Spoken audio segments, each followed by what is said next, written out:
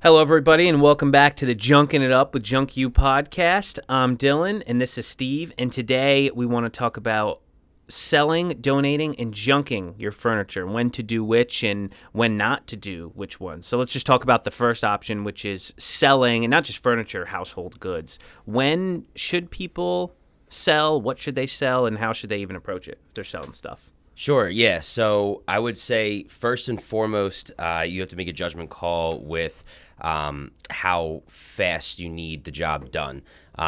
With selling to any capacity, it's going to take time. So if you're under any sort of time crunch, I would say selling shouldn't necessarily be the first option for everything that you have. With that being said, let's assume that you do have time and that's not a factor.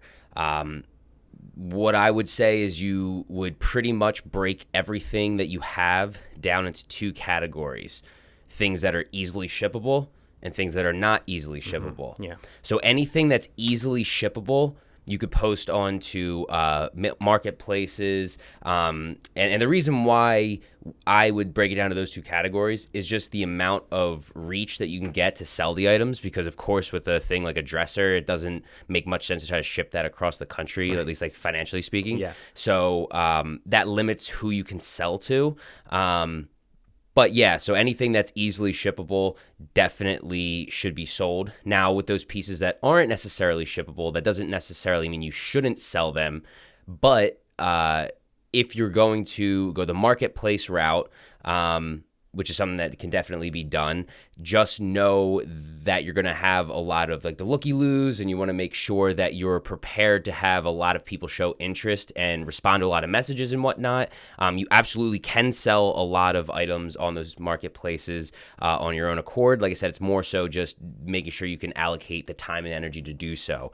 Now, off of that, you can hire a auction company or an estate auction sales company, and the difference being the auction house being the place that's sold, and the estate salesperson takes the items and sells on your behalf at the auction. But for all intents and purposes, it's the same thing.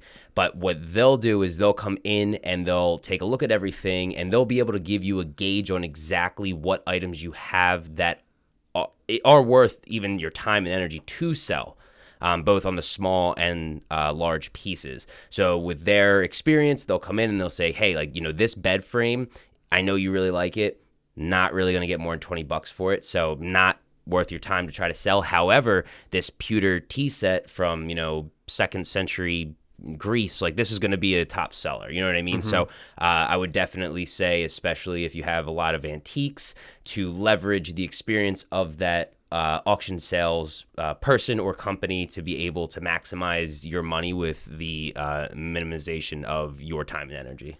Yeah, so if you're selling, if you have enough time, you want to bring experts in that are going to sell the stuff, because generally they take percentages, correct? Exactly. They're not going to charge a fee. Correct. Yeah, so they'll come in and do it and say, hey, we're going to take, maybe it's 30%, or it depends on the expert, right? And they're going to make sure they get top dollar because they're benefiting as well, and then you get that as opposed to trying to do it yourself, which you likely don't have the resources to get those antique and specialty items sold. Exactly. And then you're saying for shippable items, when you say marketplaces, you mean like Facebook Marketplace? eBay, Facebook Marketplace, OfferUp, LetGo, basically anywhere, even if you have specific items, like for instance, if you have coins, you know what I mean? There might be a special marketplace online to sell coins. Whatever it may be, online mediums in terms of those marketplaces. Right, because you don't have to worry about, are they going to come? You can say, hey, just pay for the shipping included in, you know what I mean? And then you're able to send it to whoever and go through that service. Yeah, where for furniture, non-shippable items, in our experience, it's usually furniture.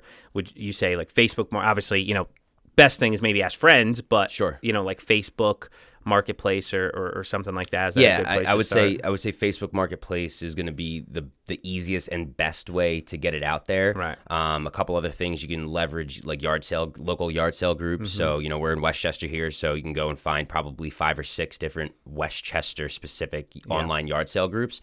I think marketplaces, the functionality is a little bit easier because those groups you have to be joined into and you have to be approved. And if you want to get stuff, up on and for sale, it might take some time to do that. Whereas the marketplace, you just post it and right it's away. done. Yeah. And then it's the location is important on there. It'll show it so that you're not getting Exactly. someone in, 5 hours away who, they're probably not going to drive all the way up. Exactly. Or if they do, what if they do and waste their time? Yep. Cool. Yeah. Yeah, that makes sense. Yeah. So it's really, so timing's a big factor, and then the type of stuff, right? So that's the most important one. So, okay. So say, someone has an estate, they do all that, they sell everything, they get to the end, they still got a bunch of stuff left, and they know some of it's good enough condition that it's usable, but no one's really willing to pay for it, or not enough where it's worth their time. So if someone's donating, what are the best places to look for? We can just use our experience. We're local as well, and then how would be their best approach to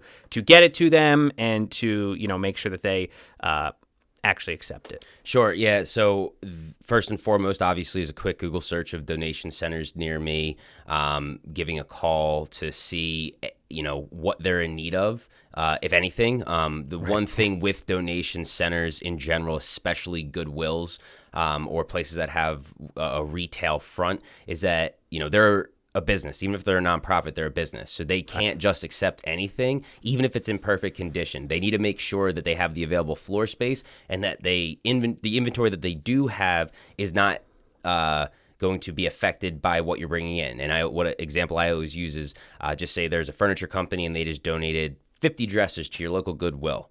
Well, guess what? Your local Goodwill does not need any more of? Dressers. So if that's what you have, you might, even though it's a good piece that is donatable, it's not donatable at the current time to that specific location. Right. With that also being said, if I was in that position, I would also leverage calling local junk removal companies to see where they donate to, because there might be some more niche donation centers that the common public doesn't know about. And, most junk removal companies will be happy to let you know where they take their stuff to. We get asked that question a decent amount, so I'm happy to give the information out. But that would be another way to find a couple other more niche specific.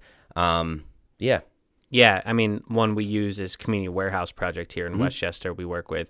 And now, like all donation places, they don't accept everything. So that's an important thing, too. And there's certain things that just donation centers, not that none of them take that item, but on average they won't. Like, more mattresses, or not that no one takes them, but they're harder to give away. Stuff that's more, has had more, kind of almost skin to skin contact type stuff. You know what I mean? Where people, it's hard to, even though it's in good condition, it's hard to give it to somebody else because of all the stuff that went on. There's two main factors. Well, I guess 2.5, the half being what you just referenced in terms of like the cleanliness aspect. Right. Void of that, there's two main reasons why a donation center wouldn't take something. One is just the cumbersome or the heaviness of it. Things that are exorbitantly heavy are just harder to sell and get rid of. And two, what people are in the market for, or what's in style now. So like china cabinets, they're not in style. People don't have china anymore. Right. Now they're also super heavy and big, so they check both those boxes.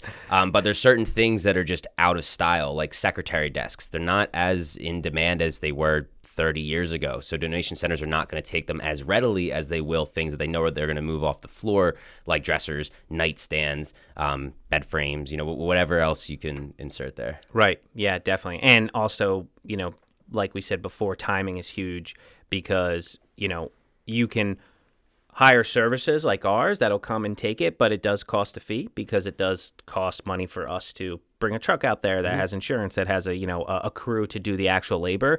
But a lot of donation places do have volunteers or someone that can pick it up for you, but it's unlikely, particularly if they're volunteers, for them to be maybe as readily available as we are, or a different service, because it takes time to schedule them, right? They're working around their jobs or their schedules, so that's something you have to weigh the cost benefit of as well. And then the last one, which we talked about and is our favorite one, which is junk, right? And, that's kind of, again, you're going through the estate, you sold what's sellable, and then you donate it. What's, there's a couple ways you can approach junk, obviously, a full service like ours, but what are some other ways people can do if, either they don't want to, or they're, have want other options for getting rid of their junk? Yeah, so I would say there's probably three main sects of this junk removal type portion, or the last portion of your clean out that you're doing. Like you had said, the first one being a full service junk company.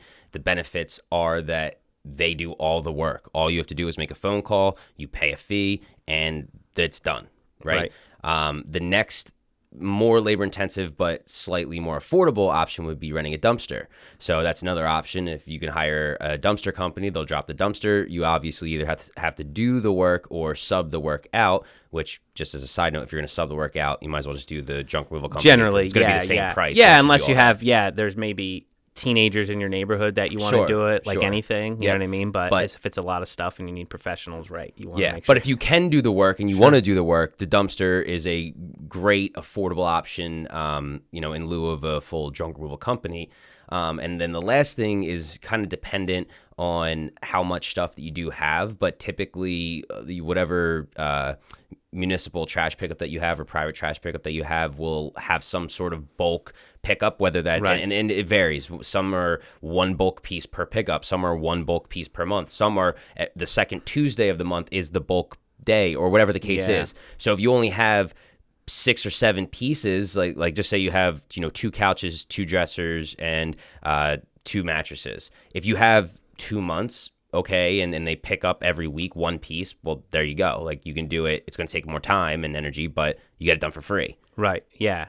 Right. And it really kind of always comes back down to, time, and then availability to do the work, and then cost, right? So a full service junk removal job like us, or a company like us that would do that, is going to be the most expensive options of the 3, but it's the least labor intensive for someone as the client that's actually doing it. And then it's quick. The quickest, right? Yeah, we can do multiple tons of loads in one single day, where, if you have a dumpster and we're gone, right? We come in and we do it. And if you get a dumpster, similar, where you get a dumpster in there, and if you can get the labor, either it's you or you have to pay someone else to do it, but it may take a little bit more time because they may not be able to drop it off that day and then pick it up that day.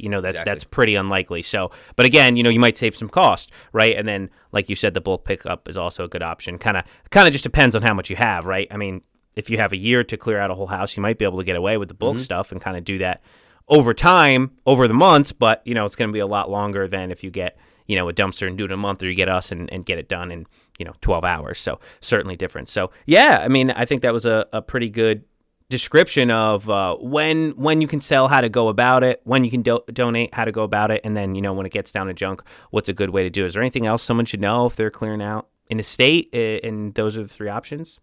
I don't think so. I mean, the only thing that I would say is, if you have more modern items, it might be a little bit easier to price them out on the selling side of things.